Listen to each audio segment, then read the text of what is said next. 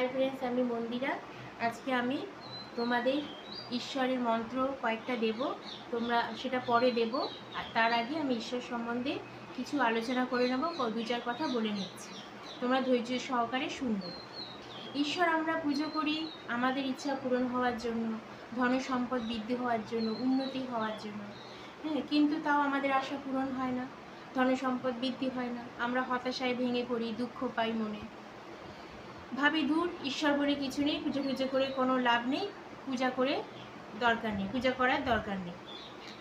এটা সত্যি যে ঈশ্বর সত্যি আছে কি না, তিনি কোথায় আছে সেটা আমরা কেউ জানি না, আমরা কেউ দেখিও নি।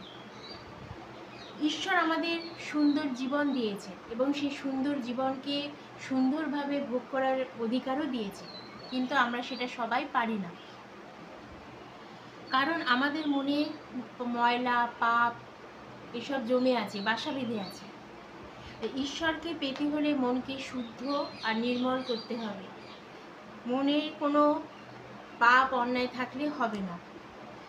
শুদ্ধ নির্মল করে ঈশ্বরের পূজা করতে হবে। অনেকে বলে যে আমরা তো তাই করি, মন শুদ্ধ পবিত্রভাবে সবই করছি, কিন্তু জানো বন্ধুরা, জন্মান্তর বলে একটা ব্যাপার আছে। পরজন্মে যারা অন্যায় দুষ্কর্ম পাপ করে থাকে, তারা এই জন্মে সেই ফল ভোগ করতে হয় তাদের। সেই পরজন্মের ফলটা তারা এই জন্মে ভোগ করে, আর তার ফলে কী হয়, অকালেই তাদের জীবন শেষ হয়ে যায় এবং দুঃখে কষ্টে তাদের জীবন কাটে, আর সুখ সমৃদ্ধি তো ভোগ করতে পারেই।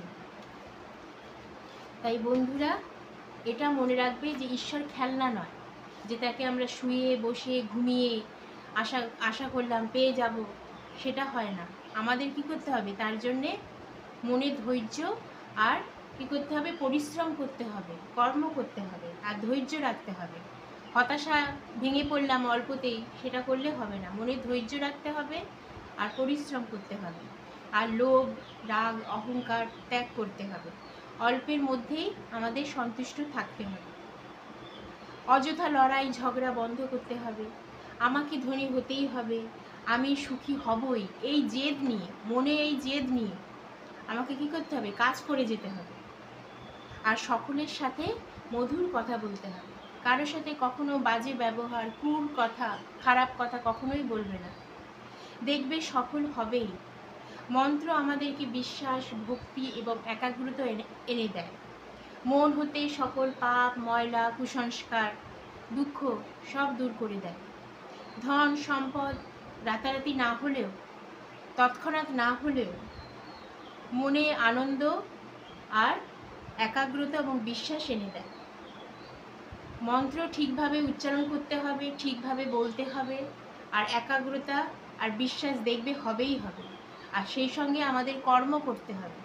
কর্ম না করলে শুয়ে বসে কিছুই হবে না, যা আমাদের, আর এই কর্ম করলেই আমাদের সফলতা আসবে। এই তো ঈশ্বর সম্বন্ধে বললাম। দেখবে কারো জীবনে একদিকে সফলতা আসছে, একদিকে দুঃখ আসছে। তার জন্য ধৈর্য রাখতে হবে, কঠোর পরিশ্রম করতে হবে, তাই না? ঠিক আছে, এবার আমি মন্ত্র কয়েকটা লিখেছি, আমি ছবি পাঠিয়ে দিচ্ছি, তোমরা ভিডিওটা করে নাও, তুলে নাও বা লিখে নাও, ঠিক আছে?